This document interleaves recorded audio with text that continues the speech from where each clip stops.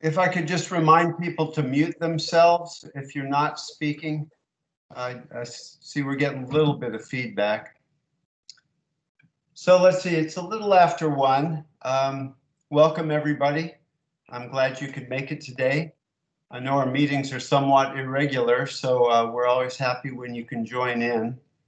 And John, if you wouldn't mind doing a roll call, we'll go ahead and call this meeting to order at 3 after 1 and see if we have a quorum.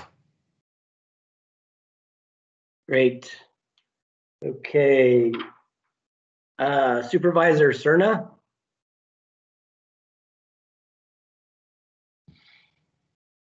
Supervisor Peters. Supervisor Natoli.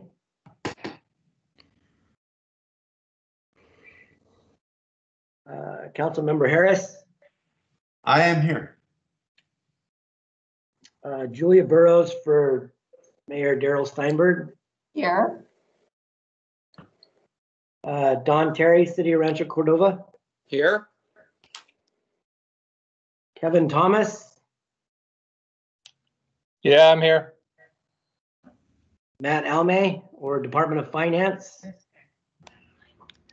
Richard Gillahan for Department of Finance. Jennifer Lucchese. Here. Stephen Green.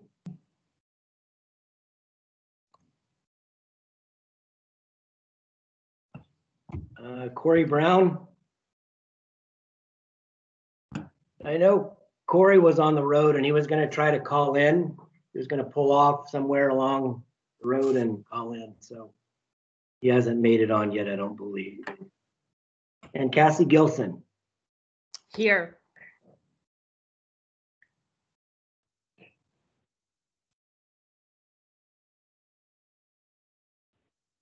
We do have 7 members, so we do have a quorum, Mr. Chair. Okay, great. Well, This is Steve Green. oh, great, Stephen, welcome. Well, if you are able, join me in the Pledge of Allegiance. I pledge allegiance to the flag, United States of America, and to the republic for which it stands, one nation, under God, indivisible, with liberty and justice for all. So I do see that we have some guests who are not on the committee. And at this time, if anybody would like to make a public comment on any item not on the agenda, now is the time to do so. So if you'd like to raise your hand or just unmute and say you've got a comment, we would welcome it.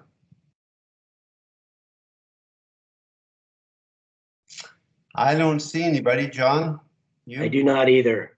Okay, great. Then we can carry on with our agenda. And the first would be an action item, which is the approval of the May 13, 2020 draft minutes. I've gone over them. They're very detailed. I did not catch any mistakes or additions. Anybody else? Then I would take a motion to accept the minutes from May 13. I'll make a So motion. moved by Terry. I'll second. Who was the second? Cassie. Oh, hi. Thanks, Cassie. All right. Moved by Terry, second by Gilson. All those in favor, John, roll call vote, I imagine? Yes. So Cerna, Peters, Natoli, Harris, Aye. Burrows, Aye. Terry, Aye. Thomas, Aye. Gillian, I'm going to abstain as I wasn't participating last meeting. Casey, Aye. Green,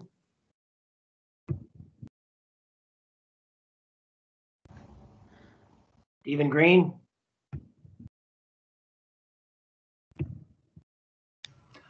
Corey Brown, and Gilson. Aye.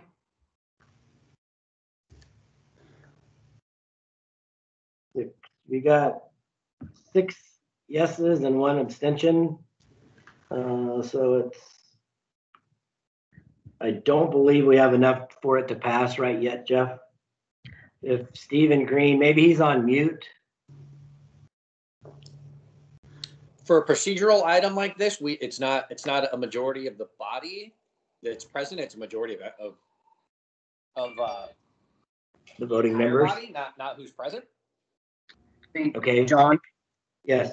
John, it's a majority of the quorum present. So if Yeah, we have that's what I 6 and the quorum was 7, then the motion passes. Yeah. All right. Motion passes then, Mr. Chair.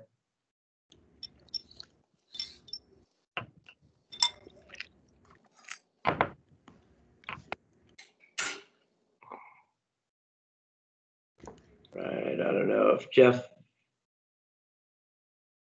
is still on. Yeah, John, Okay. did you want to put up on the screen the funding summary or talk about it at all? Yeah, we can do that. Yeah, Alexa, why don't you just Yeah. briefly go through that? So this is our current funding status at the Wildlife Conservation Board that we have available for the Lower American River Conservancy Program. As you can see, we have allocated quite a bit of funding towards projects. Those projects are listed on this particular funding sheet and the corresponding projects. We do not have any general fund monies left. That's the state general fund money. We still have Prop 68 funding available at 4.4, just a little over 4.4 million. And it was that 4.4 million was to go towards our last solicitation, of which we did not receive any any proposed projects or applications. So we do have a balance right now of 4.4 million. I'd be happy to answer any questions if any of the committee members has any. Any questions from the committee? Well, it's always nice to have a balance so that we can go into the next round with something in the bank. That's a positive place to be. It is, yeah. So, and as part of the funding, I think folks realize or know that, when we had last met, we were hopeful that a bond proposal would move forward this fall. In November, the governor did put out a proposal in his January 10 budget, but then with the pandemic hitting in March and the need for concentration on the pandemic and legislation centered around that, the bond talks really were suspended, and therefore we will not be seeing a bond on this coming ballot for November. There is potential talk about trying to do something in 2022, so we'll just have to wait and see. I think right now we have ample funding to continue projects along the river, and looking forward to carrying that out and completing that work and ongoing work for next year. So if there's no more questions, I'd be happy to answer any questions on any of the funding or any other questions related to our funding. Yeah, I'm pretty sure I know how this works, but there was a school bond in this past March ballot that was statewide. Does the state have to wait until general elections to do bonds, or is that not the case anymore? I believe they do. I mean, it would have to go before the voters. Okay. Yeah, I remember though there was a Prop 13 that was a school bond in March that failed, and I'm just thinking now that, and maybe it wasn't the governor and the legislature that put it on, so maybe they collected signatures for that. But yeah, I was under the impression that it was only in general or every 2 years you could do it. But strangely enough, there was a bond, 7 months ago. Yeah, this is Cassie. That bond was put on by the legislature. And I don't know that it must be that it has to be a statewide, so a March primary or a fall federal, but I'm sure we can look into that. Okay. Yeah. Okay. But Thank you. school bond was legislatively put on. It was, okay. Yeah, just when So you referenced 2 years, and I was wondering, and I'm like, yeah, I remember voting on it like this year. Well, the issues with the pandemic, of course, are really deep for the state, and it is a pity that SB 45 has gone by the wayside for now, and our potential for a bond, which was looking very promising for the Conservancy, but we'll keep our eyes on 22. But again, having 4.4 in the bank is really, really helpful for us to be in that place right now in the pandemic, so that we can keep forward movement and keep our momentum going, because we have good projects going, as we're about to hear, and we can still entertain the idea of soliciting more projects. So that's all very positive stuff. I guess, John, we ought to just roll right into the project updates. Okay, first we have item number 3 on the agenda, which is meeting recordings that will be replacing the minutes.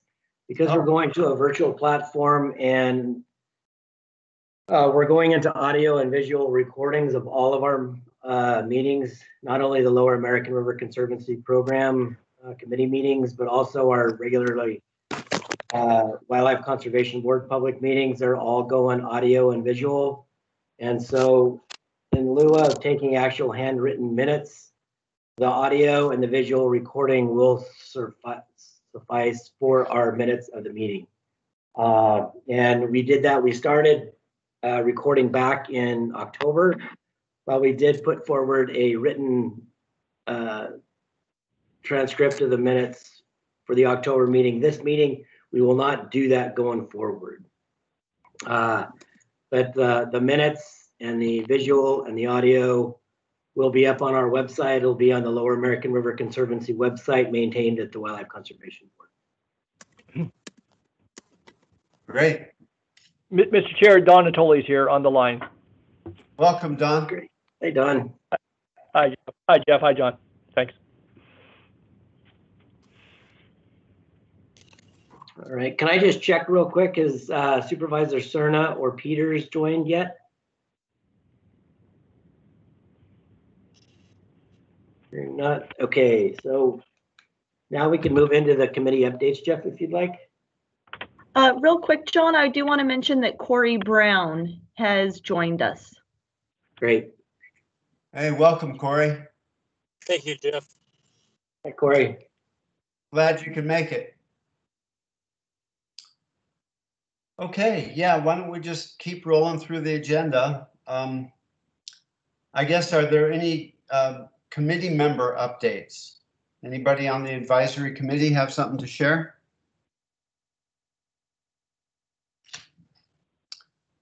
Okay, I think we can move right along. How about Liz? Do you want to talk about regional parks? Yeah, I have a few items I'd love to share with the committee. So to date, through September of this year, we have removed 682 tons of trash and debris. You'll note that that is a lesser amount than what we did in 2019. That is obviously related to COVID, both with having staffing issues, not as many people able to work for a brief period of time, and then also the fact that the public health order had us keeping camps kind of intact and not moving people around. The most recently posted health order does allow removal of camps that pose a public safety hazard. And so our staff is starting in the Steelhead Creek area to move some encampments from there, because that is one of the areas that first floods once the rainwaters hit. So we want to make sure we're cleaning out the trash and debris so it does not flow into the river and into the delta. I will be bringing to the Board of Supervisors a recommendation to spend some Prop 68 per capita dollars on some projects in the American River Parkway. Those projects are Discovery Park, the Alder shelter. That is the one shelter that the Lower American River Conservancy had not funded. Replacement of the Tiscornia restroom. A picnic shelter at the Harrington Access. some improvements to the FBL Nature Center main building, adding a restroom to the El Manto access, and replacement of the water tower at Discovery Park. Our department will be submitting a notice of interest to the OES. There is a grant program for fire fuel reduction, and hopefully we will be successful with that. The process is for us to submit our notice of interest, invited back to submit a grant to the state, and then the state would submit to the feds. So if we were successful, that funding would not be available until 2022. Talking about fire tracking, I've had my staff try and put together some information on the wildfires that we've had in the Parkway over the last 5 years so we could do a comparison. And what we found out is, one, the data is in 3 different systems. We've got our Park Ranger system, we have Sac Fire, Sac City Fire, and then Sac Metro Fire. And one of the flaws is a lot of the times the acreage of the fires is not listed. So we need to figure out a better way of tracking the fires so that we have some good actual data to show for where fires are occurring, how big they are, and how many we have in a year. Last night on the at the Recreation Park Commission meeting, they did vote to approve the off-paved trail pilot program to make that a permanent use in the Cal Expo and Woodlake area. So to finalize that, I need to bring area plan map amendments to the Board of Supervisors for approval. So that will be happening here shortly. And that is about all I have, unless there are any questions from committee members. Anything from committee? I have a, go ahead. Go ahead. Okay, yeah, thanks. Liz, this is Don Tolley. Where are we with the American River Ranch parking lot? I will be updating that on the next agenda item. Oh, yeah. Oh, I thought you were doing that. Oh, okay. I'm sorry. I thought you'd already jumped to that. So, okay, I'll just. No, we're not on the project updates quite yet, Don. Okay, thanks. Thanks, Mr. Chair. Sorry. So, Liz, I do have a question, maybe comment on the last thing you mentioned about making the off-road cycling permanent. Mm-hmm.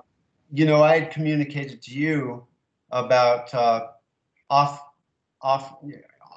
trail cycling, you know, in just small trails in the River Park area. And thank you for jumping on that. I think it's probably a positive thing that you're looking at to make that a permanent use on those few designated trails. But what I'm finding is in the pandemic, a lot of kids with a lot of time on their hands are using the Parkway for you know, off-road cycling.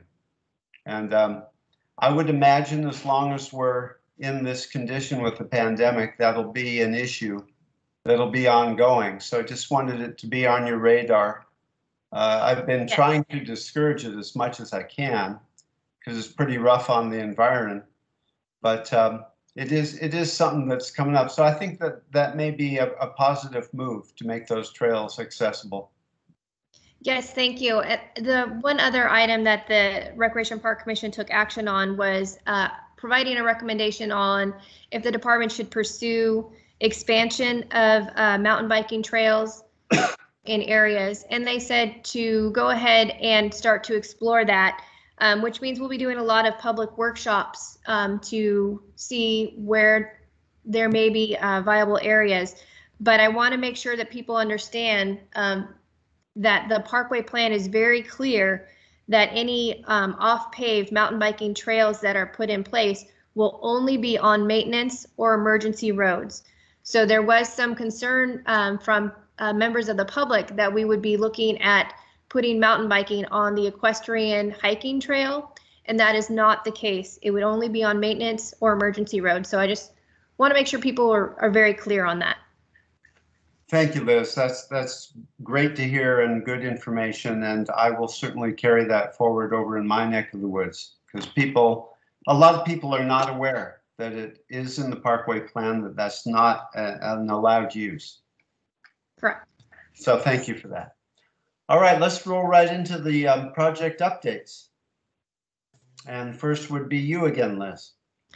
Yes, so we have our consultant, MIG, Daniel Isofano, I'm hoping is on the line here. He's going to make a presentation on our natural resources management plan update. So let's see, Kara, do you know if he is here? Daniel has entered the room, and so I believe he has been made a presenter, so he should be able to share his screen. Daniel, if you want to chime in, if you're having any issues with sharing your screen.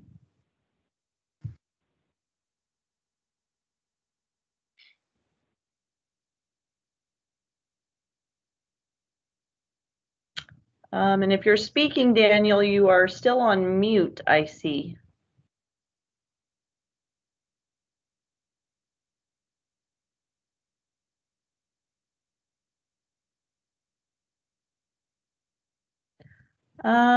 Well, since we're not hearing from Daniel, Kara, I would say let's go to a backup plan. Kara, this is Bill. Yeah. I just got a note that he's having trouble turning on the camera and audio. So maybe Is he on a computer or is he on his phone? I assume that he's on his computer, although I can't say that for sure. But we could give him, if you want to move I know he really wants to make this presentation. If we could give him another couple minutes. I could update on items B and C while he works out the technical kinks on that. Okay. Go ahead.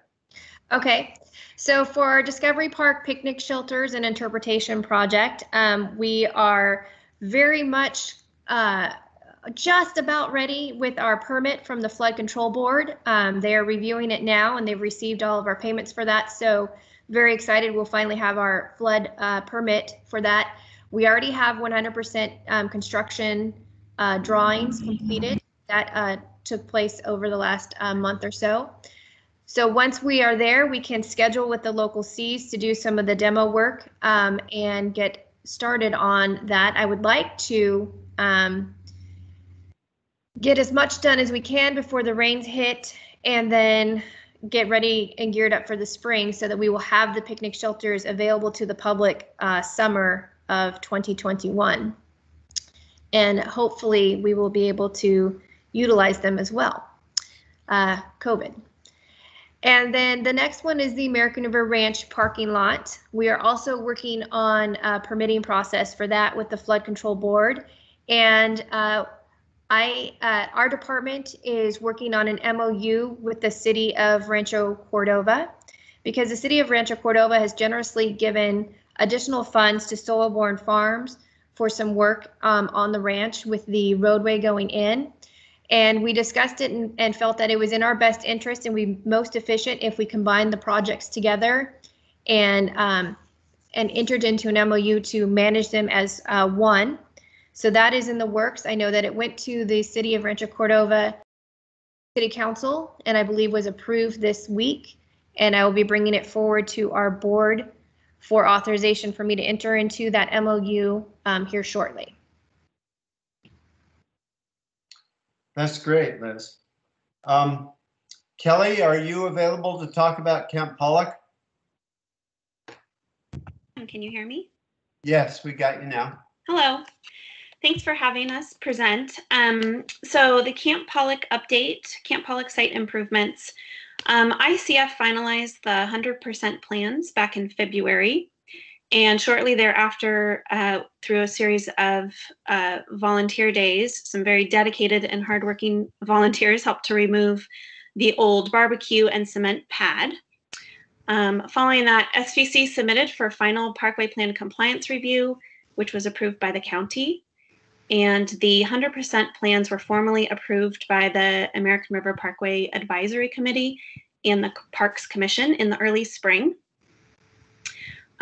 We had originally planned to do a groundbreaking ceremony in June, but we chose to postpone that celebration in hopes that COVID restrictions would be lifted. But we've since chosen to postpone the celebration until either next summer or, our best plan is to kind of see what happens as the pandemic changes and as we approach 2021. So contracts with both Coast Landscape Management and Sacramento Regional Conservation Corps have been executed.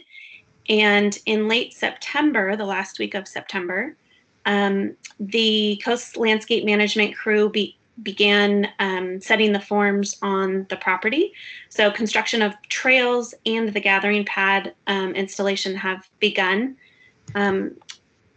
Unfortunately, the foreman on the job for Coast tested positive for COVID-19, so there's no work being done this week. So now they're hoping to bring in a new crew, but construction continues, and we hope to have plants in the ground by next fall after all the hardscaping has been put in. We also did just post an RFP for our signage plan to our website, and we'll be sharing that through our email distribution for the educational interpretive plan and signage that will be put in the next phase. And that's all I have. Thank you. All right, thank you, Kelly. Appreciate that. Camp Pollock continues to be one of my favorite places. Daniel, have you worked out your tech issues? You ready to go, or shall we keep moving and give you more time? Jeff, he sent me a note. He's just trying to restart his computer. I know so I think a couple more minutes would be beneficial. Okay, very good. Rich Sanders, are you available to talk about Sutter's Landing? Yes, I am. Great, go ahead. All righty. Good afternoon, Chairman Harris and members of the committee. My name is Richard Sanders, Facilities and Real Property Superintendent with the City of Sacramento Department of Public Works. Just here to give you a quick update on our efforts to acquire properties within Sutter's Landing utilizing the Prop 68 grant funds. And as you can see in that image on your screen there, the initial allocation of up to $1.8 million was requested to acquire properties commonly known as the Deller property and the Blue Diamond property. The Deller property consists of approximately 28 acres of land, which was previously a municipal landfill. You can see it outlined in red on that aerial image. Unfortunately, following the appraisal of the Deller property, the owner was not interested in selling it at the appraised value, and further negotiations ceased. The Blue Diamond property consists of approximately 18.84 acres of land, and you can see that outlined in yellow on the aerial image. Blue Diamond is currently working with the local enforcement agency for approval of a closure plan related to the inert construction debris that was deposited on the parcel. So at this time, we're in negotiations with Blue Diamond for acquisition of the property at the appraised value of $1.64 million. And the acquisition will be contingent upon Blue Diamond completing remediation of the property according to the plan that gets approved by the local enforcement agency. Right now, we anticipate that the city and Blue Diamond can agree to the language of the purchase and sale agreement within the next couple of weeks. And this will allow staff to present the agreement to City Council for approval in December and bring it forward to the Wildlife Conservation Board at the February meeting for approval as well. And upon final acquisition of the Blue Diamond property, the city will include the property within the Sutter's Landing Regional Park. Future uses will consist primarily of open space, passive recreation uses. And in addition, the acquisition will allow us to complete the extension of the Two Rivers Trail through Sutter's Landing, which is an important link for a continuous trail along the south bank of the American River from the confluence with the Sacramento River all the way to Sacramento State University. And that's where we're at right now. Thank you. Thank you, Rich. I'd like to thank you and John Febo and staff from Public Works. You've been working really hard on this acquisition. It's been a complicated negotiation, but I think that this will be a tremendous boost for Sutter's Landing Regional Park and just a continuity of the Parkway through one of the most beautiful areas. I know that a lot of you got to see it in our last gallivant out on the Parkway. It's a really interesting area. And of course, in full disclosure, this is my district in the city. And I've been very focused on trying to get these acquisitions moving so that we could have the Two Rivers Trail move through that area and complete the circuit there. We're working on other parts of the Two Rivers Trail currently, but with this acquisition of Blue Diamond, it'll be another possibility for people to move around the city. And with the development of the rail yards and the River District, this is going to be a very important piece of the puzzle for the city of Sacramento and just access to the American River Parkway, and a piece of the Parkway that very few people have actually seen. So really positive news there. Rich, again, thanks so much for all your efforts. I know you've worked hard on it.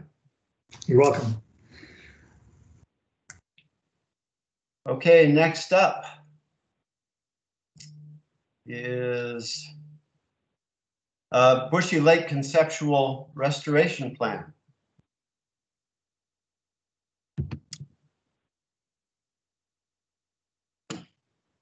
Dr. Michelle Stevens, are you there? I thought I saw her join earlier. Yeah, I thought I had two. I'm here. Oh, she's here. I'm here. Can you hear me? Kara, Yes, can we can, but there's a lot of feedback. There's a lot of echo. How about now with my, can you hear me now? Still quite an echo. Do you have what device?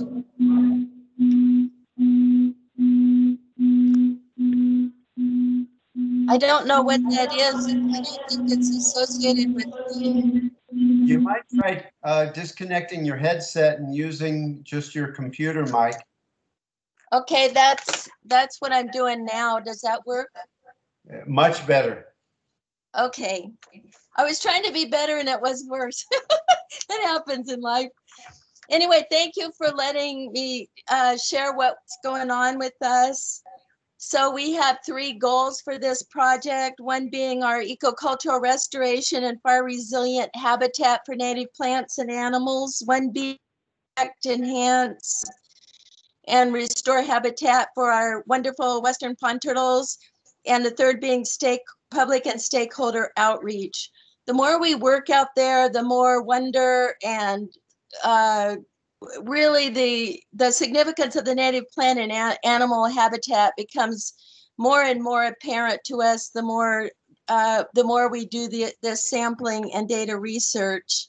This project, because we're doing quantitative data collection, it also provides a template for other conservation, restoration, and education activities along the river. So we're continuing with our native plant restoration. We have about 5 acres that we've done over the years. We have restored approximately 5 acres of culturally significant plants using traditional ecological knowledge of local Nisinan, Miwok, Maidu, and other tribal traditions. We're now experimenting with pollinator plants that are also culturally significant, growing them out in the back when the rains come. We have bird surveys every other week with Dan Williams, Sacramento Audubon, as birds are very important environmental indicators. Our aquatic team, Dr. Jamie Nitel and Dr. Tim Davidson, are collecting water quality and aquatic organism data, and we are finding high phosphorus levels, water, high turbidity, and really stinky anoxic habitat at the east side of the lake, which is the same area where our resident western pond turtles are, and it's contributed by homeless people taking showers, going to the bathroom, starting little fires, and otherwise kind of camping in that area. We have found invasive crayfish, bullfrogs, and catfish, which eat baby turtles. Our hydrology team, Dr. Kevin Cornwell, is collecting drone data, GPS spatial data, georeferenced aerial photos, and American River discharge data to determine the hydrologic connection between Bushy Lake and the American River. Our western pond turtle study is important because Western pond turtles are on the state sensitive list. They're our only native turtle. They're listed as threatened in Washington. We have found a population of Western pond turtles that have fidelity to Bushy Lake. We've collected them in the spring, summer, and fall. We have found Western pond turtle nesting sites with Jeff Alvarez, our turtle expert. Beavers have created beaveways on the Bushy Lake site, and then the female turtles use those to go into the upland area to lay their eggs. Unfortunately, the vast majority of turtles on this site are red-eared sliders. We found a big peninsular cooter, only the 7th one in California with teeth, you know, a giant Florida turtle. And we are finding a lot Dr. of our Michelle Western... Stevens, I hate to interrupt you, but I just want to let you know that your 3 minutes I've is timed up. So if myself you at could, 4 minutes and 20 seconds. yeah, if you could start wrapping it up, that'd be great. I wanted to let you know, since everybody's focused on what I'm saying right now, that many of our Western pond turtle shells are pitted with being hit by bicycles. So that should be taken into consideration. We have our first stakeholders meeting next week. In conclusion, the more we learn, the more significant the Bushy Lake site appears to be for the Lower American River. We are recommending Western pond turtle as a focal species. And I want to thank you for the joy of reciprocal restoration from my students, my colleagues, and myself. Thank you. Thank you very much, Dr. Stevens. Really interesting update. Just as an aside, we had a tremendous number of red-eared sliders in the McKinley Pond and one Western pond turtle.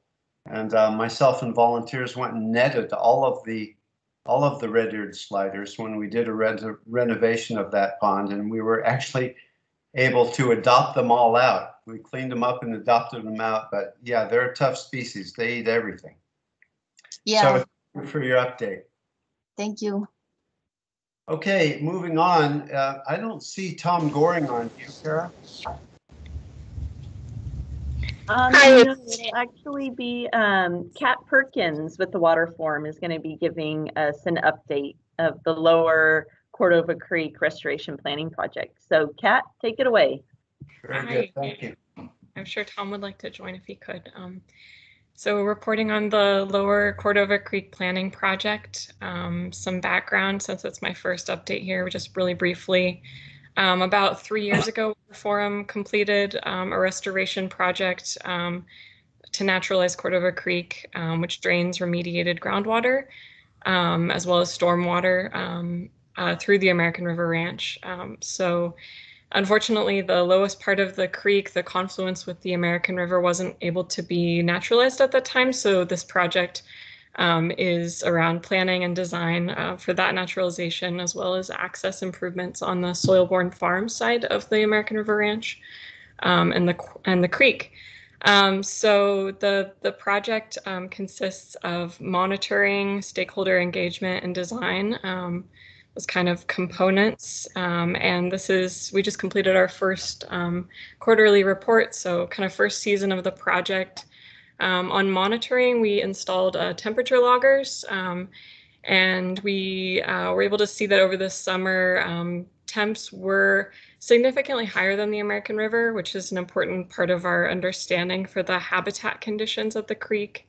And temperatures were at the level where species composition would likely transition to warmer weather species in the summertime. So it's important for salmonid suitability.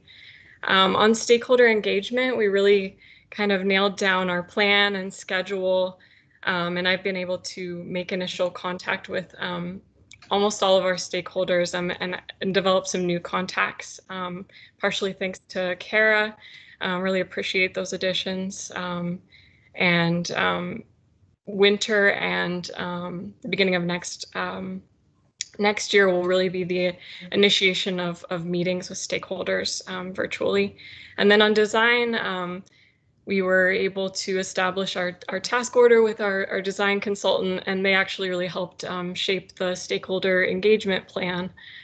So I feel really positive about that and the opportunities for stakeholders and for our monitoring to really inform the design. That's my update. Happy to take any questions or.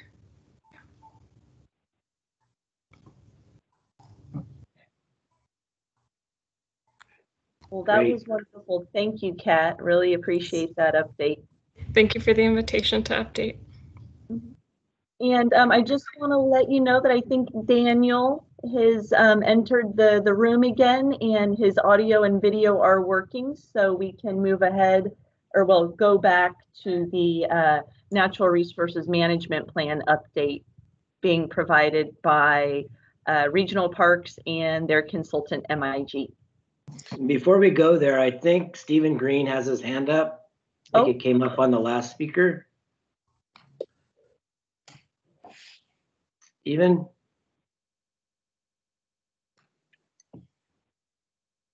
I think you're muted. Can you hear me? Yep, now we can. Thank you. With regard to Bushy Lake, I've been to the site where the homeless people are. It is absolutely a trashing mess. It's a garbage dump, and they're cutting down trees. Councilman Harris, could we do something about getting the homeless people out of there?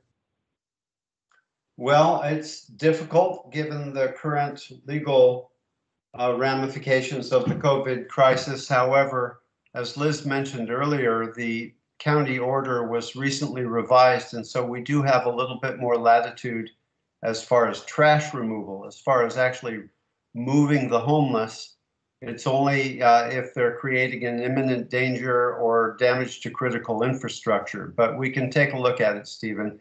The fact of the matter is that homeless are harmful to habitat all along the Parkway and most of the areas of the Parkway. This is a very big problem, but we can sort of work at the edges of it for now until the COVID crisis starts to clear.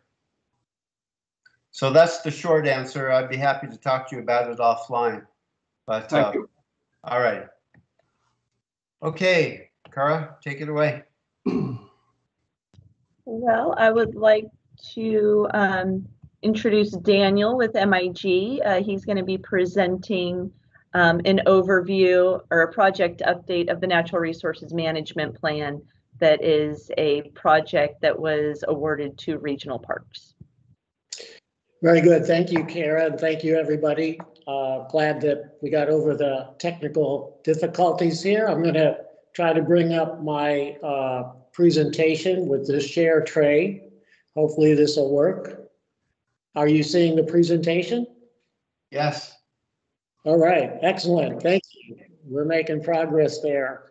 Not only on the technology for my participation, but on the NRMP. We're really happy to report some great progress, and we'll just remind you briefly on the purpose, goals, and objectives of the NRMP, where we are with the different chapters and the work.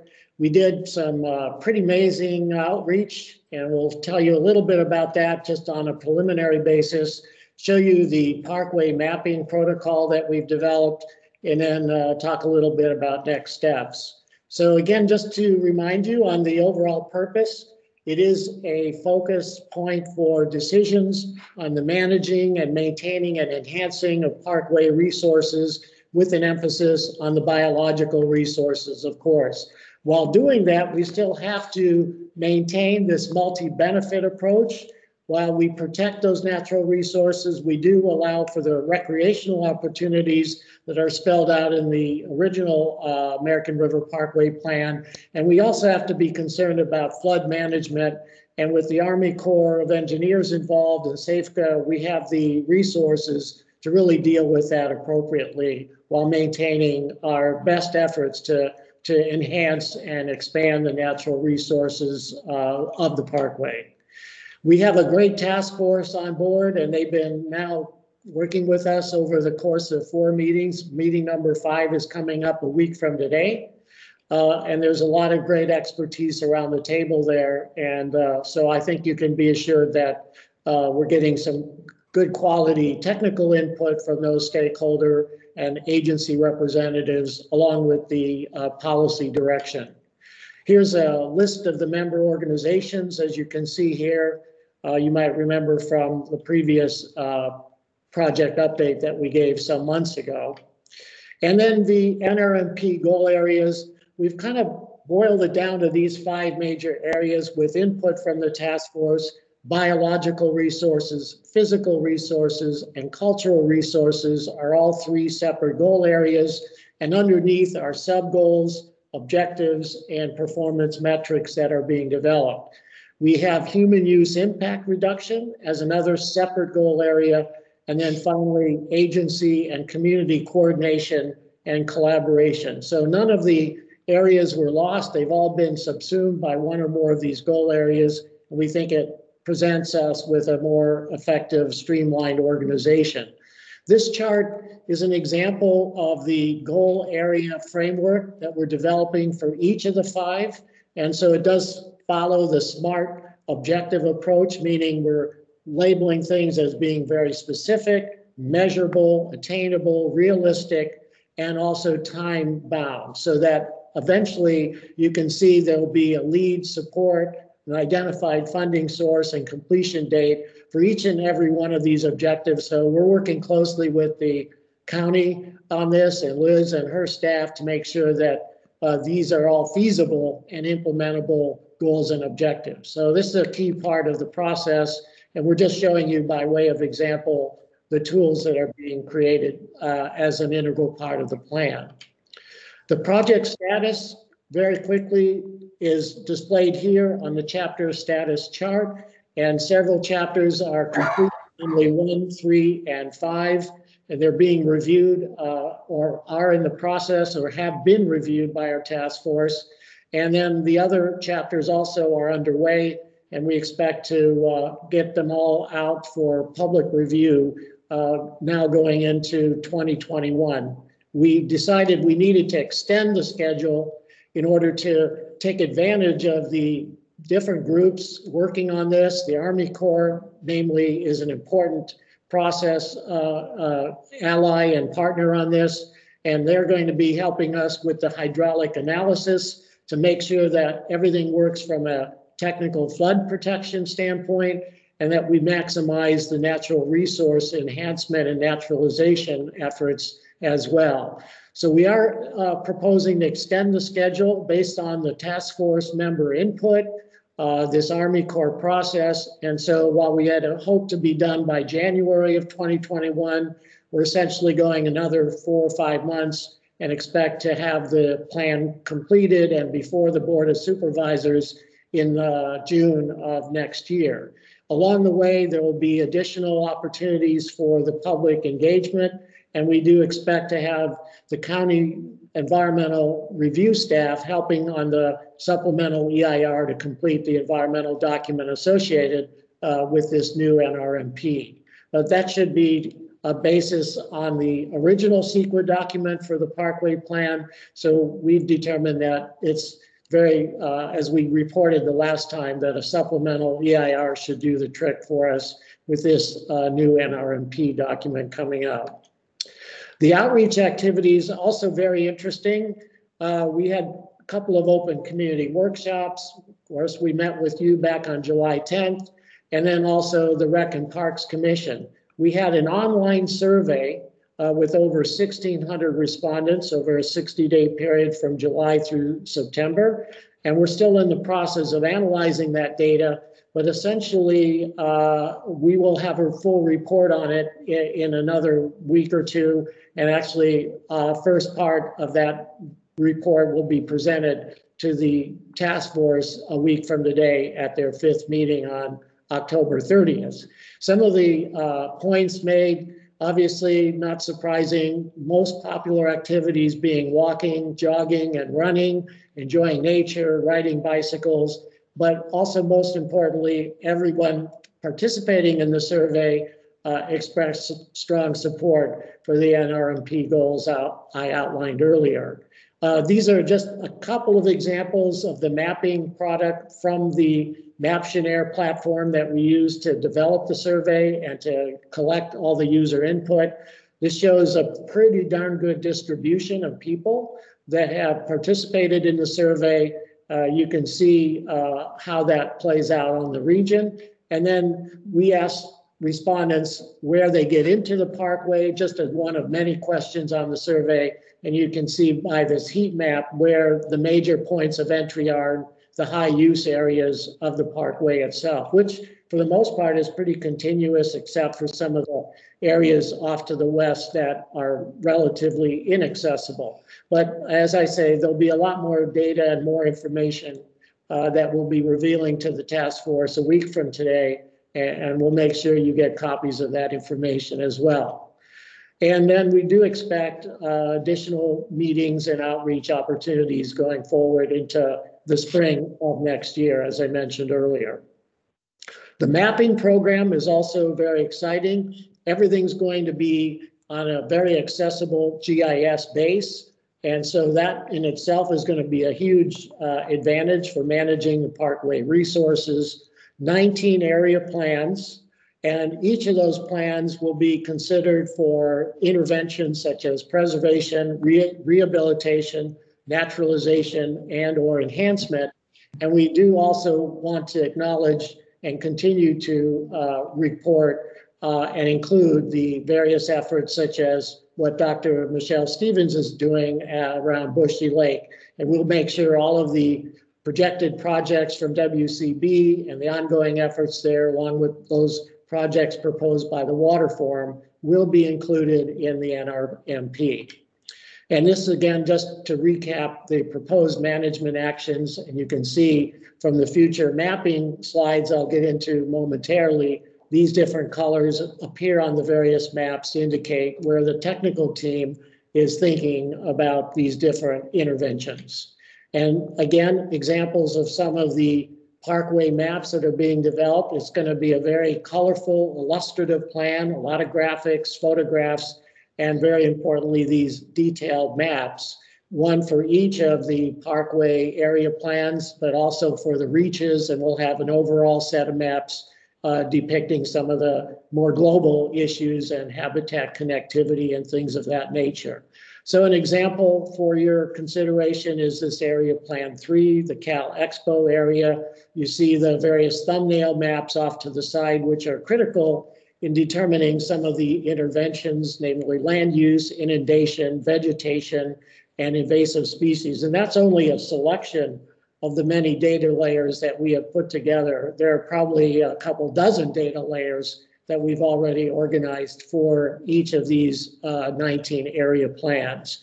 So just advancing along there, the technical team has identified those areas that were intentionally altered as a result of various interventions there, like recreation or other activities that have taken place over the years. We also show the unintentionally altered areas depicted here on this slide. And then the unaltered areas, relatively few in nature in terms of the number of acres involved, but it does give us a starting point for the proposals under the NRMP. And then as we outline current conditions and look at what the future trends are for each of the 19 areas, you can see examples of those talking points there. And then that becomes the basis for what we've identified as potential preservation, potential rehabilitation areas. And you can see the colors appearing on the legend to indicate those different elements. And then the naturalization opportunities are also shown there in that rust color. So that, along with the enhancement areas, will constitute a fairly detailed set of directions for future land use, for future intervention to maintain and maximize the natural resources of the Parkway. Next steps, real quickly, will involve the task force in another series of meetings. Will be 4 more meetings after this meeting next week.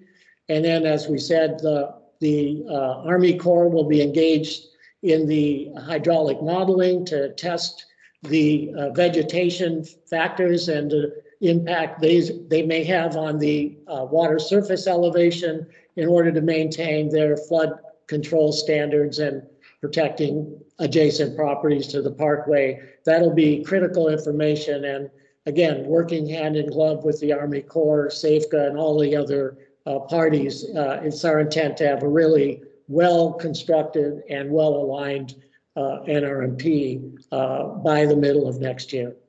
Thank you very much. Thank you, Daniel. Great presentation. I'm actually kind of pleased that you're extending the time frame for, this is a pretty big deal, and I think that a lot of people would like to add more input to the Parkway plan or the Natural Resources Management Plan. So great job. Do we have any comments or questions from committee members? Jeff? Go ahead. Great. Daniel, Corey? thank you very much for the presentation. Liz, thank you very much for the county's work and your staff's work on the plan. I echo Jeff's comment and glad you're taking the additional time to do the thorough job you're doing. It's very good to see the restoration areas in the plan. I wanted to first further encourage you to be robust and visionary on restoration areas, because getting the Army Corps of Engineers analysis and sign off on restoration projects or areas, even if it's out in the future, is very helpful to expediting those projects.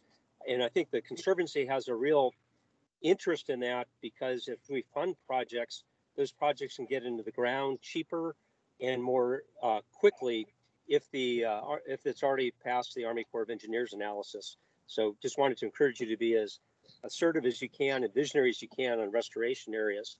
One quick question for you though, is especially in the lower part of the river, I imagine this is on other parts of the river, we have an aging set of sycamore trees and overstory. And I hope one of the things you're looking at is how to maintain, enhance, and preserve over the long term overstory, which is such a critical part of the habitat. Without the large trees, which we've lost quite a few already from fire and other factors, and without the regeneration of trees in a lot of areas, affirmative efforts to make sure we have overstory trees is going to be extremely important. I hope that's going to be a priority for your work and your look at it, especially in the lower parts of the river. Well, thank you for those comments. And yes, that will be a major consideration, to be sure. Thank you. Any other comments from committee members? All right, again, Daniel, thank you. Great presentation. All right, thank you all for listening, and we welcome any feedback, any further ideas, feel free to send those our way via email, or we're also happy to talk via phone or Zoom as needed. So thank you very much. Appreciate your support. Cheers. All right, cheers. All right, Kara, let's keep moving. Okay, so next up is agenda item 6H, which is for the FAO Nature Center Facility Improvements Project. And I'm not sure, will that be Joey Johnson? Are you in the room and going to provide an update, or is Kent Anderson here?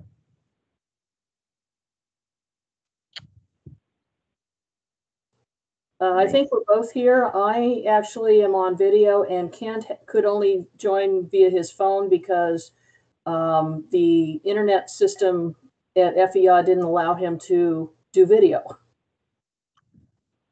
Okay, well, if he just wants to provide an update just over the phone, that's fine. Or if you want to take lead, one of you go ahead and provide your update, please. Okay. Kent, are you there? Or? No, so I'll do it. I just want to, we began moving on our planning project to develop a new aviary facility for the Nature Center. And as we really were getting rolling, of course, COVID struck, and it really changed where all of our resources needed to go, because with the closure of schools and the loss of virtually all of our our income, we kind of had to pivoting, as we say these days. And I have to give Kent just amazing kudos for what he's been able to lead the Nature Center through. Having said all that, where we are now is that we have initiated the CEQA process with the County Planning Department, which is an important part of moving forward with our master plan, which is related to the aviary project. We are also continuing ongoing meetings with an architectural firm to determine what our actual plans are going to start looking like, and then we will be hiring probably through them to begin engineering assessments and the other planning pieces that need to bring us to a shovel-ready place. In addition to that, we are going to be initiating local community outreach projects where we will begin contacting, first off, the neighbors that are directly adjacent to the Nature Center and who would probably be affected most by our facilities improvement projects. We feel at this point in time, we probably can have actual in-person meetings with just a few people at a time at the Nature Center. We feel that would be a more effective community outreach than to do Zoom or other types of meetings. And as that evolves, we will, of course, adjust. And that's kind of where we are right now. We're kind of like coming back out of the frenzy of trying to keep the Nature Center open and now being able to look at how to bring this facilities improvement project forward, because it is a necessary part of us being successful in the future. Any questions? Nope.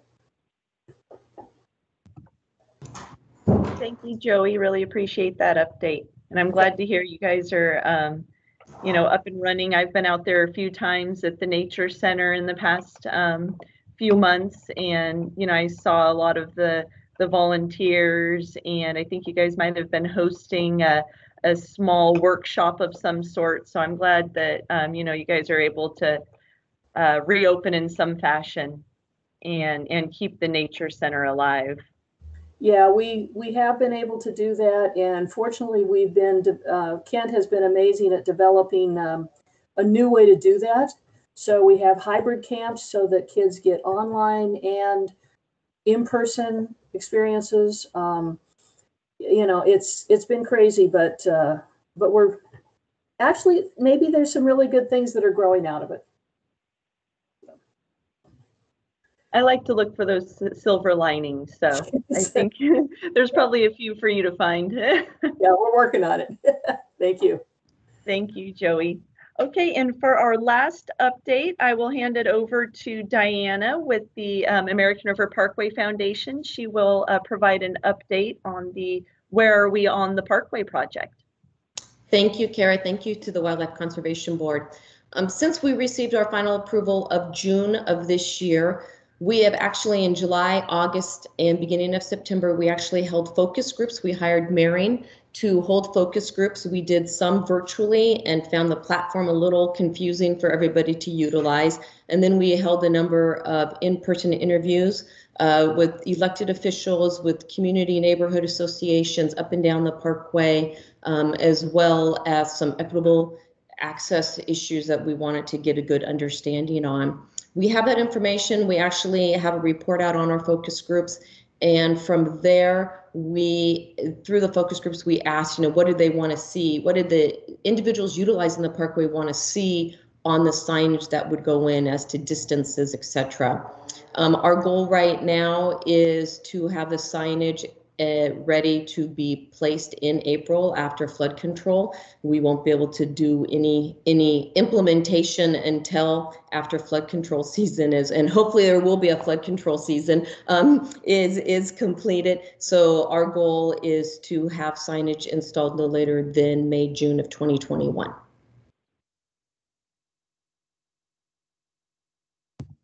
That's very exciting. Thank you, Diana. I guess, are there any questions for Diana about the where are we on the Parkway project?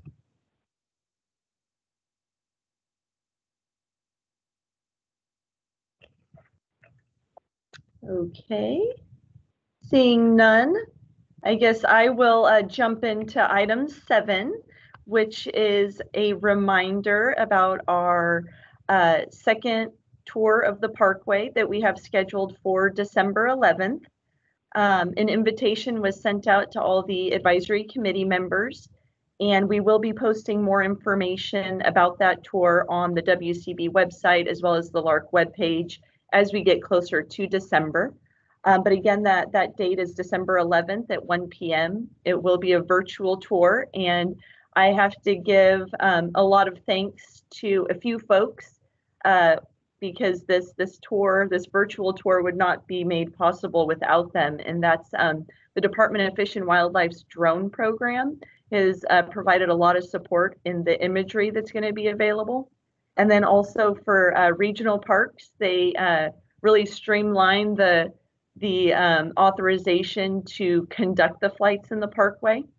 And then also to the American River Parkway Foundation and Sacramento State, because they will be showcasing a few areas of interest within the stretch of the Parkway, and that they will be showcasing them from the ground. So it's very exciting to have their partnership on this tour.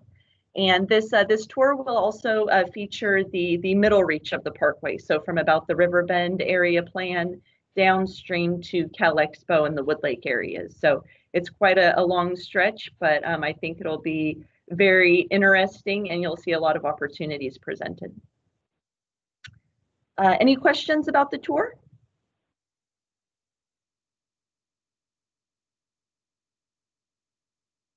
Okay, seeing no hands. This is Member Natoli. Just a quick question. So when we say virtual, could you just run through that again? How are we going to do it?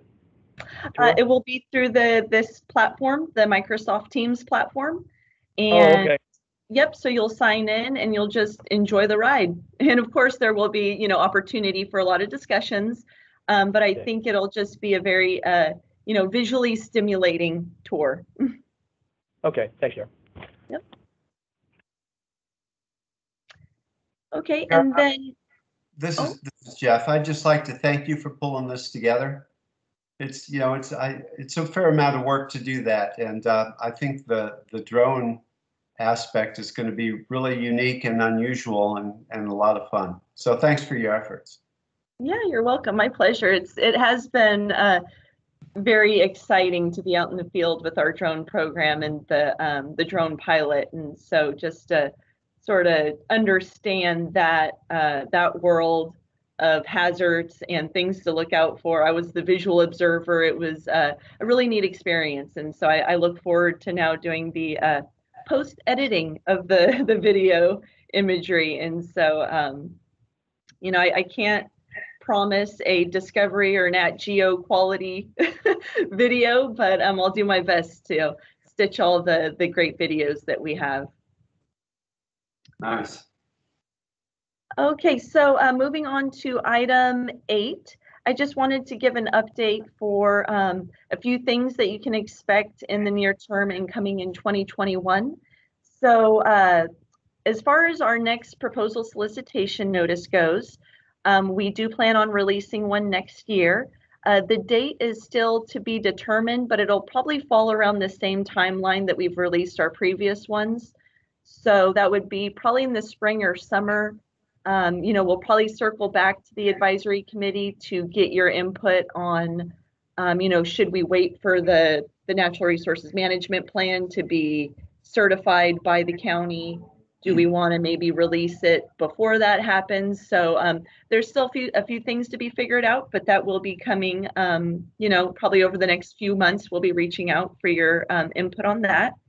And then in December, I will be sending out a survey to all the advisory committee members to solicit your input on priorities for this next PSN. So that'll be probably through a Survey Monkey, and I'm just going to be asking some very general questions, and your input will definitely help us develop the priorities for this next solicitation. And then I'm very excited to share that we will be hosting a webinar for the competitive grant process. And so that'll likely come out in January or February. It'll be open to the public. It will be shared with, you know, the folks that have subscribed to our mailing list, as well as to the WCB mailing list. And this webinar is intended to share with people all the information they need to know about the competitive grant process and how to prepare a competitive grant application. And then we'll allow adequate time for an open discussion with Q&A. So that'll be coming out and hopefully will help, you know, spark some interest in the program and also help people just understand the grant process a little better. And that's it for item 8. If anybody has any questions, I would take them.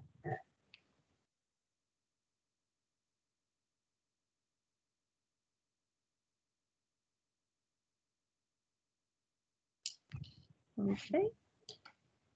Seeing none, I guess we're on to item 9, and if there's any other announcements or other items of interest before we get into our final presentation.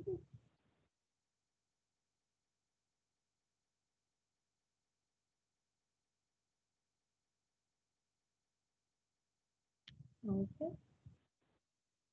Seeing none, Jeff, John, do you want me to introduce Eva, our grand speaker today? Yeah, why don't you go ahead, Kara? Yeah, please. Okay. Well, we have Eva Dwyer. She is with the Center for Land-Based Learning, and she is going to give a presentation on the Student and Landowner Education and Watershed Stewardship Program, which she's the coordinator of. That program is called SLUES and has had a lot of influence in the region, in Sacramento County, and I know in my county, in Yolo County, I see their urban farm stands all over the place. But so we have Eva with us, and Eva, I would like to welcome you to the meeting and ask you to please share your screen and take it away with your presentation. All right, thank you so much for having me. I'm opening the share now.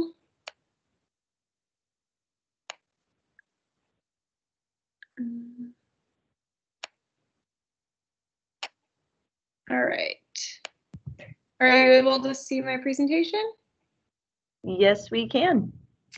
Perfect. All right. So once again, thank you so much for having me present here today. My name's Eva Dwyer. I am the SLUES program coordinator for the Center for Land-Based Learning. We're located in Woodland, California. We actually just moved to our new headquarters. And I'm here today to talk about the SLUES program, and hopefully we can kind of think about some ways that we might be able to partner in the future. I know I've talked to some of you before about various projects, and so I'm really excited to have the opportunity to present more about the program to everyone. So I'll start by just talking about the Center for Land-Based Learning. Our mission is to inspire, educate, and cultivate future generations of farmers, agricultural leaders, and natural resource stewards. And we do this through our programs, which you can see here. I'll start in the bottom left with our California Farm Academy.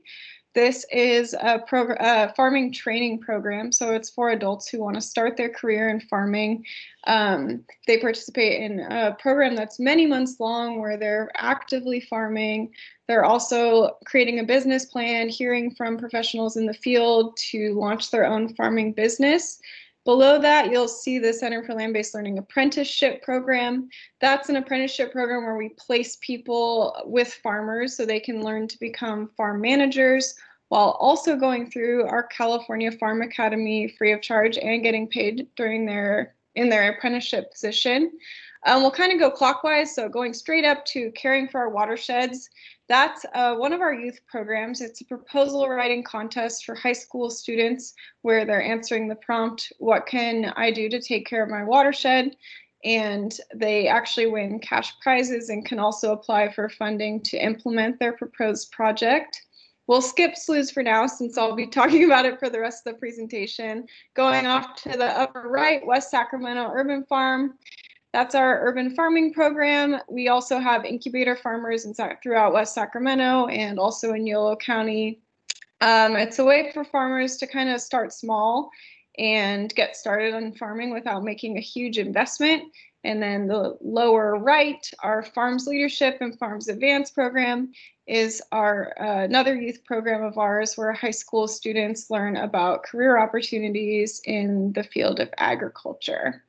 And then we are gonna move right along to talk about SLUs, which is the program that I run. So SLU stands for Student and Landowner Education and Watershed Stewardship Program. You'll see some fun photos from the past couple of years right here. The SLUs program engages high school students in habitat restoration projects in order to enhance local knowledge and classroom learning, develop leadership skills, and affect real on-the-ground change. And we do this through our field days. So the idea of the program is that each high school class adopts a restoration project for the duration of the school year. So they're visiting usually 3 to 5 times, doing full-day field trips. On these field trips, they'll plant native trees and shrubs, build irrigation systems, and participate in ecological field studies. These integrated learning experiences combine team building, science learning, habitat restoration, and reflection activities with outdoor exploration. And the way we do this is through our partnerships. So at the top, restoration partners, we often work with resource conservation districts, but not always. And the role of this partner is to plan the restoration project, order the supplies, direct the restoration work, and lead demonstrations for the students and mentors helping out with the site, as well as work with the landowner to come up with a plan for long-term maintenance of the site. Of course, the teachers we work with help to connect the field trips to the school standards and the curriculum they're teaching and help us to recruit students. So each year I'll visit the school before the students come out and talk to the teacher in class and just prepare them for the experience. Next, we have our mentors, which are adult volunteers. They're often UC Davis grad students or other people in the field of environmental sciences, agriculture, conservation, restoration, and they work with students in small groups, which allows us to get a lot more done. Instead of having a huge crowd of people working together, which can be distracting, we tend to have groups of maybe 5 to 6 students per mentor, and they're able to spread out throughout the area when we're getting work done. And they're also sharing their experiences, their personal experiences, as well as their education and professional experiences too. And then the landowners, if landowners exist on the site, will often be present to introduce the land to the students and work with the restoration partner to plan the project. And finally, SLU's program coordinator, that's me. And my role is to get all these projects organized and get all these people on the same page for all the sites that I coordinate. I just wanted to give a brief list of the types of stewardship projects that we participate in. So these are some of the things we do. I would say hedgerows are the most common project that we do in the area. But we have done all of these projects over the years. And here's a list of some of the restoration activities that students are able to accomplish: seed collection, collecting cuttings, planting trees and shrubs, planting grasses, irrigation, bird boxes, etc. I would say irrigation and planting are the bulk of what we do. Some things that you won't see on this list are things that obviously are too dangerous for the students to do, such as using power tools or doing anything with pesticides and herbicides. We also don't do a lot of invasive plant control either, but we do weed control on the projects that we plant.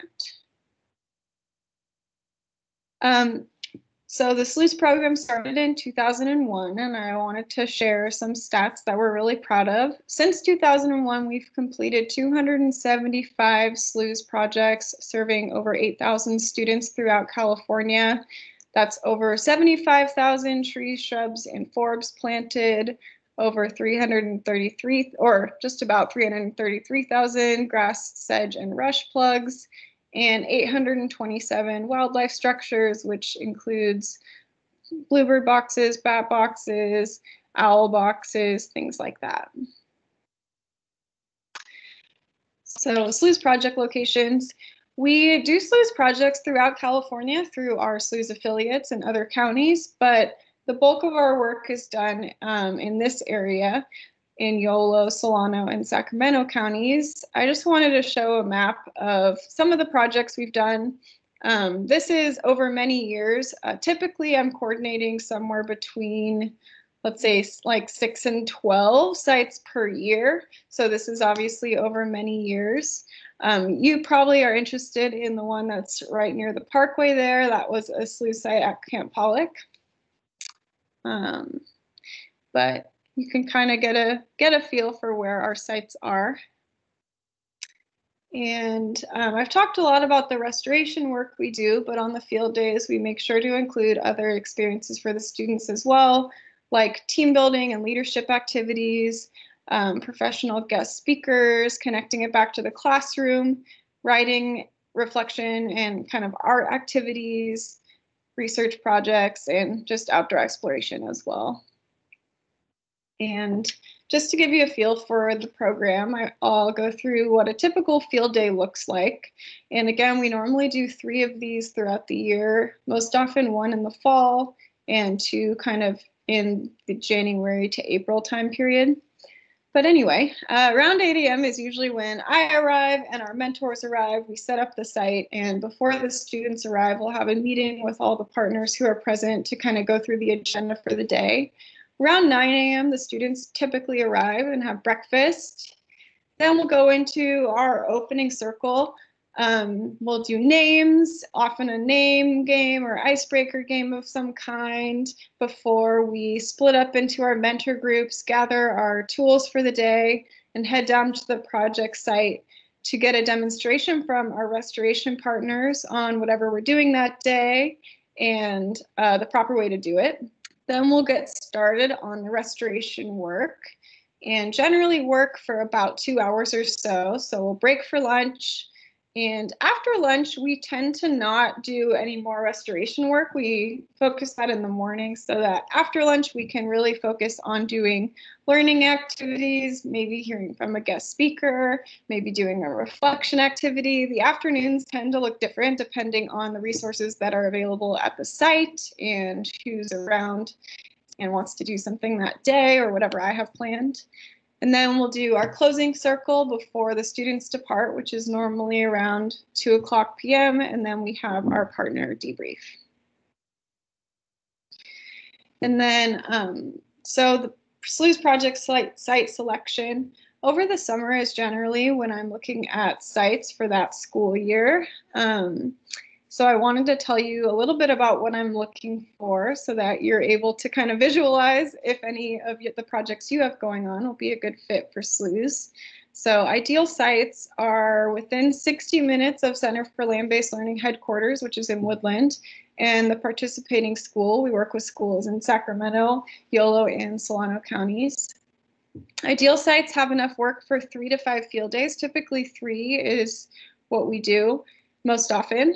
Ideal sites are focused on connecting habitat and creating biodiversity. So if they're sort of connected to other projects going on, that's great.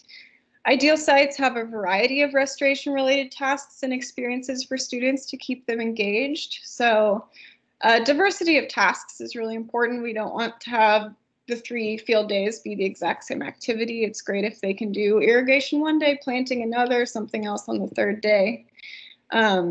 Ideal sites are accessible in all weather by bus. This one is essential, otherwise the students can't get there. Ideal sites have a landowner who's interested in speaking to students and attending field days, or at least someone who can introduce the site and talk about what's going on there. Ideal sites have a plan for maintenance for long-term success and bonus points if the site is adjacent to previously restored areas, wild spaces, or agriculture, because these are great learning opportunities for the students we work with. Cost of SLUs. So the cost of a 3-day SLUs project is about $14,400 or about $4,800 per field day. This includes all the project coordination, food, transportation, substitute teacher fees, porta potty rental, educational materials, gear, and supplies. We supply rain gear. We have a lot of tools as well, and we work with our restoration partners before each field day to kind of figure out what's needed for the day. This does not include the restoration project planning and restoration supplies like plants and irrigation or anything needed in the long-term maintenance of the site. And many restoration partners will write us into grants to ensure SLUs student participation. It often ends up working out to be cheaper because the amount of work that the students can get done in a day is substantial, and they don't have to pay their crew to do it. But I always am looking for grants, and I write grants as well to kind of fill in the gaps with funding the program. So if there are sites that are fully funded, we can still kind of talk about how we can incorporate SLUs. Project timeline. So I'm just going to give you kind of the flow of what my year looks like and how I'm planning these projects. Obviously, this year is a little bit different with COVID, but in a typical year, I start looking at potential sites in the summer. So in June and July, typically, I am meeting with partners all over Yolo, Solano, and Sacramento counties, touring a bunch of different sites, figuring out which ones make the most sense for the SLUs program. And then once the sites are selected, we will have a site team meeting with the partner and the teacher and me to schedule the field days and backup dates for the year. If it's a 3-day project, I recommend we schedule 3 field days plus 2 backup dates, because we are doing these field days in the November to March, April time period, which can be rainy. In November, December, that's the ideal time for us to have our first field day. So here are some photos from a couple of our first field days in the past. Ideally, January, February, we're looking at scheduling our second field day, and February, March, our 3rd field day. And then I go right back into planning mode, and I start looking at sites for the next school year. Ideally, all our field days are done by the end of March, but sometimes we do go into April as well if necessary. And then I wanted to finish up with my contact information. If you need to reach me, if you have any more questions, feel free to reach out. But otherwise, I'm available now if anyone wants to ask me any questions in this meeting. Well, thank you, Eva. Hey, Jeff, I just wanted to make a comment. Eva, thanks for the presentation.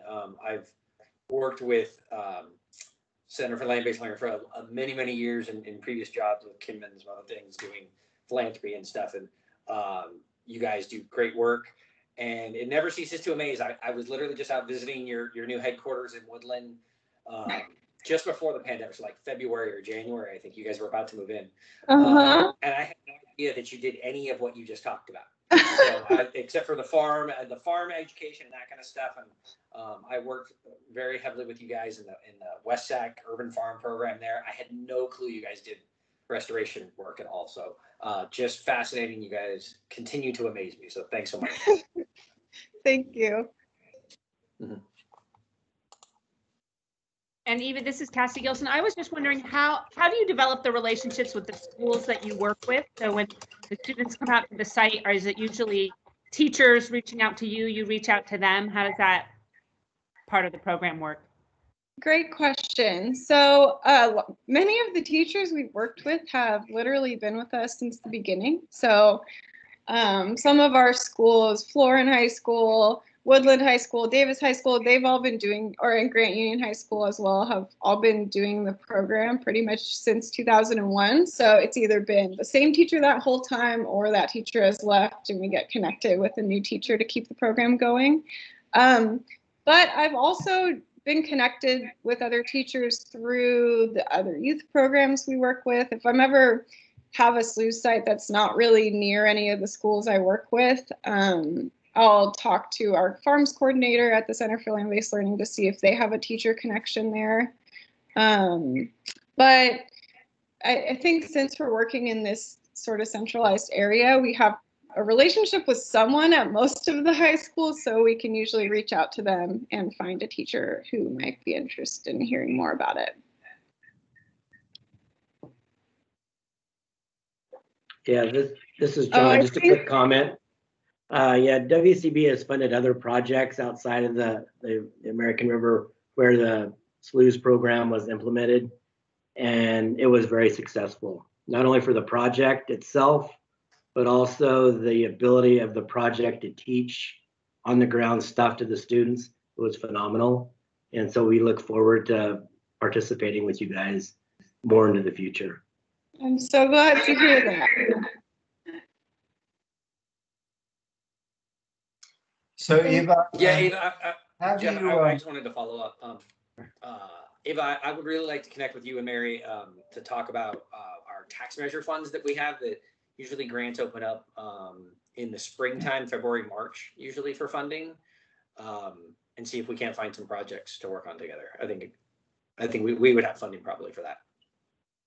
I look forward to talking to you. Yeah, so I can send my email again, or if you have it, or if Kara has it. I would love to discuss that more. And spring is a great time, I as saw I it said. for a sec. Is it just Ava at the Center for at landbasedlearning.org? Yeah, it's EVA at landbasedlearning.org. I can put it in there. I'll put my contact info in the chat as well. Okay, great. Thank you.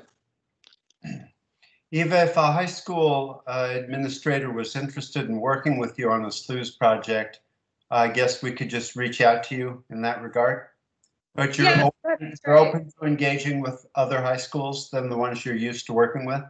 Yes, they can always just send me an email, and it depends on the year. Sometimes I have more projects scheduled, so I'm looking for new schools. Sometimes I have fewer, so I already have the schools I need, but I'm always interested in connecting with more teachers. Okay, great. Thank you very much. Thank you. Any other questions or comments from committee members? I guess I have a question, Eva, is do you guys work with all different types of schools? So Montessori's, the public, school districts, private schools? We, right now we're just working with public schools, and we work with high schools. So it's public schools, 9 to 12. Many of our schools are in low income areas. I think all of them might be Title I schools, but I have to double check on that. Okay.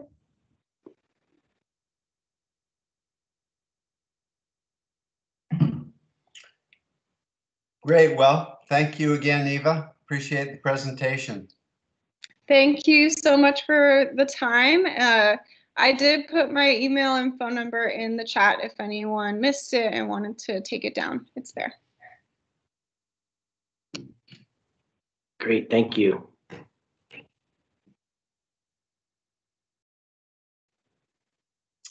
So at this point, that pretty much concludes our business. Do we have any comments about possible future agenda items that committee members would like to entertain?